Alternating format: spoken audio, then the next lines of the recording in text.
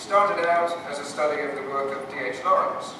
But somewhere along the way, I got caught up in what everybody else says about D.H. Lawrence. And what I ended up telling was the story of the change of the discipline of English studies into something that became cultural studies. And the two particular important names in that story are Raymond Williams and Richard Hoggart.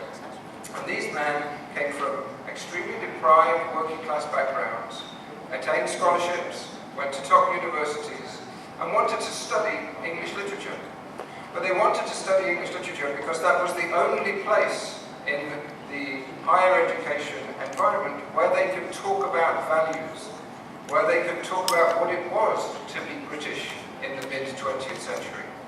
And they found themselves pushing back against the canon, as it was called, the great traditions of English literature. They found themselves resisting the way in which English literature and English studies was constructed. And both of them wrote very movingly in the early 60s of how they had the honour to work in adult education. One thing that we haven't mentioned today particularly is continuing education. And in the post-war world in Britain, when people came back from the terrible European War, the most important element of our education system, which expanded beyond all measure, was the higher education system, adult education system, sorry, continuing education, the Workers' Education Association. These were incredibly important entities in the 1950s and the 1960s. And these figures, who are the origin of my own intellectual growth, were both highly involved, taking their first jobs in adult and continuing education. And in the 1960s, eventually, they broke with English studies. And they broke with English studies because they couldn't talk about the values of their experience and their interests in literature and society. And cultural studies is born in the 1960s.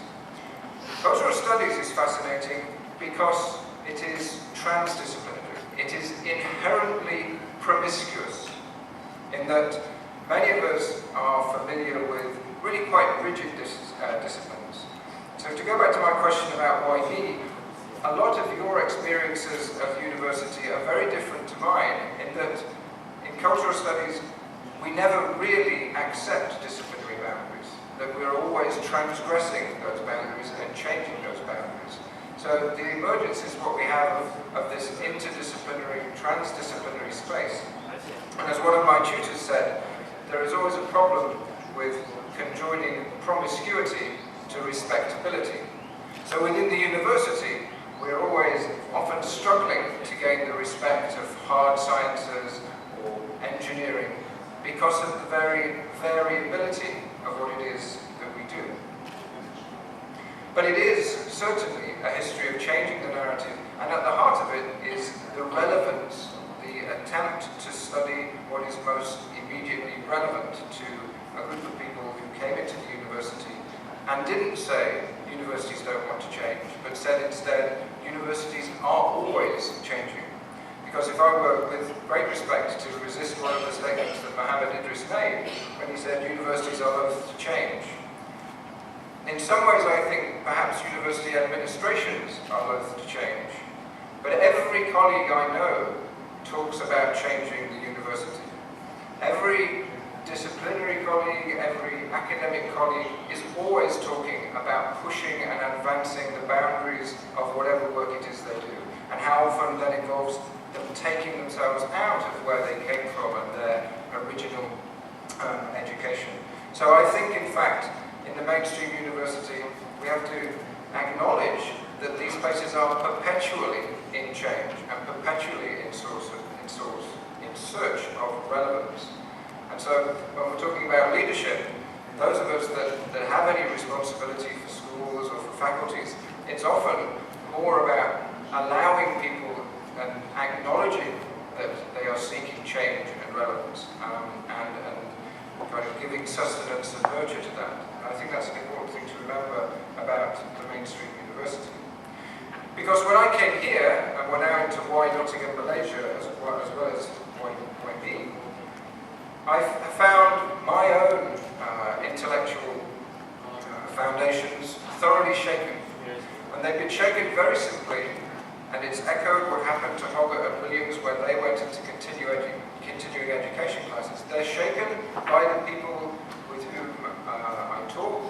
discuss, with whom I collaborate, and whom I teach. Teaching here is so utterly different from the UK. UK education here becomes something radically new, and radically I refer you to its etymology. The root of it changes.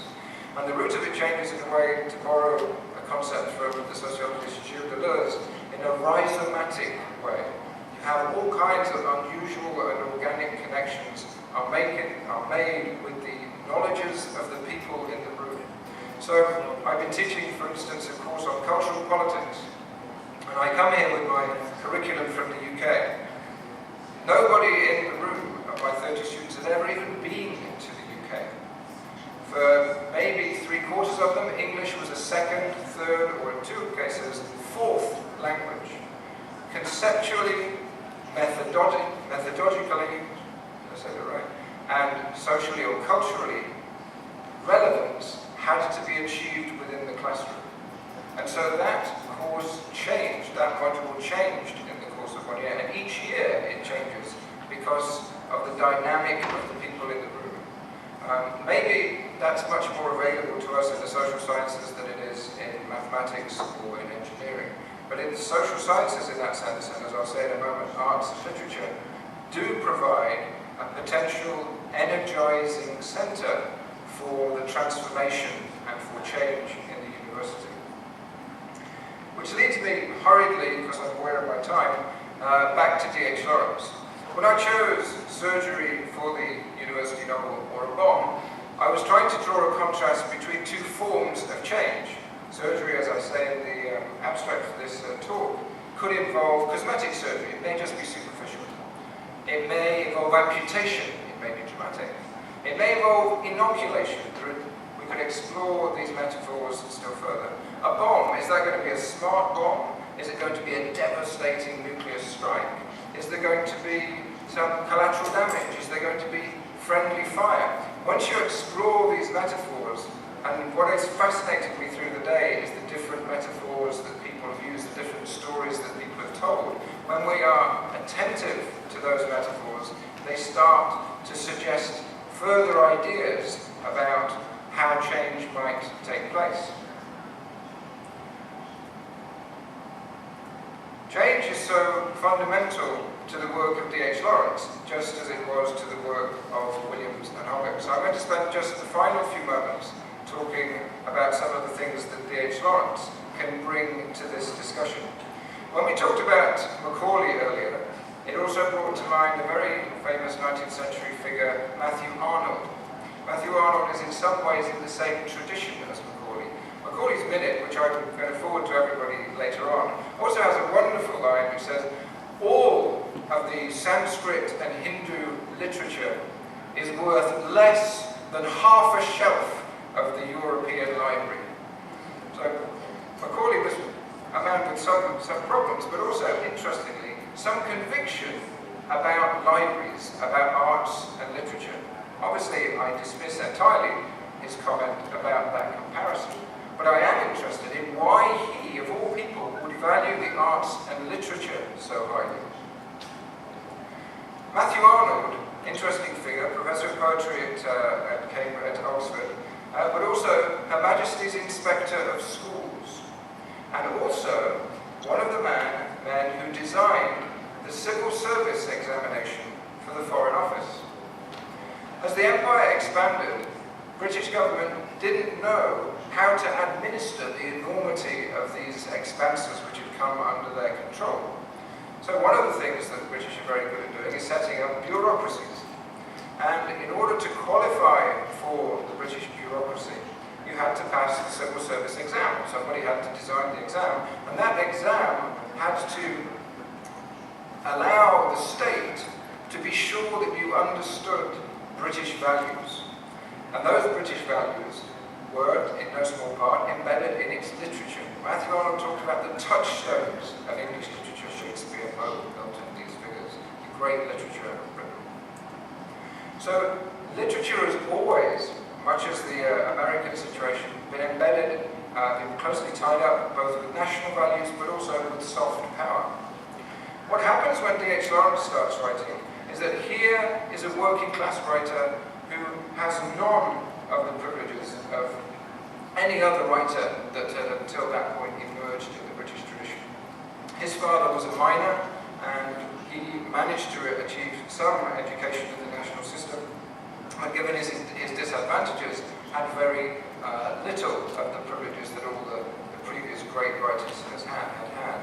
He was a very scandalous figure. He ran away with the wife of a Nottingham University professor, and was indeed, although Nottingham now has the largest archive of Lawrence material in the world, a beautiful archive, for 30 years you weren't allowed to mention the name of D.H. Lawrence in the University of Nottingham, because this poor professor was still sat in the corner worrying about what happened to his wife. But that elopement actually changed Lawrence's life completely. Already an outsider, he became an exile. And I do strongly encourage you to look into Lawrence, because he then spent the remaining 25 years of his short life, 15 years of his short life, going all over the world, engaging with as many different cultures and different knowledge economies and different knowledge practices and different art forms.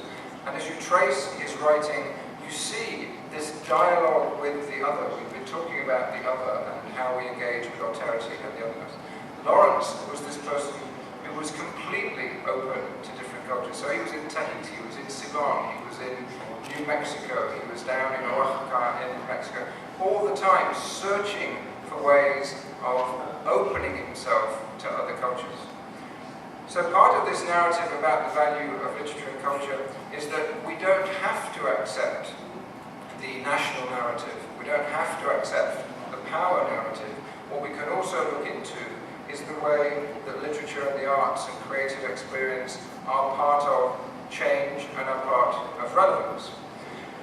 And as I looked at this surgery for the novel Au Revoir and thought about relations to the university, I kind of tried to think about whether or not there was a parallel that I might explore. And so the paper that I'm writing explores the way in which universities have changed in a very similar way to the way the novel form changed. In the 19th century, the novel was this great realist, the big book of life, as Lawrence called it, which would attempt to understand what Brené Williams calls knowable community. So the great 19th century writers, Tolstoy, George Eliot, they tried to write these novels that would comprehend the experience of whole societies, a tremendous ambition. Always a flawed ambition, but a tremendous ambition. Gradually, as we moved into the 20th century, metaphysics and philosophy changed, the novel becomes much more interior, much more specialized. The modern novel, in some ways, becomes abstract and obscure, and this is what D.H. Lawrence's essay actually talks about. So if you think about James Joyce's Ulysses, it's a monologue within the mind of a single individual. The avant-garde becomes more and more removed from the everyday reader, the general reader. Does that story sound anything like the story of the development of the university? Increasing specialization, increasing distance from the ordinary student, the ordinary person.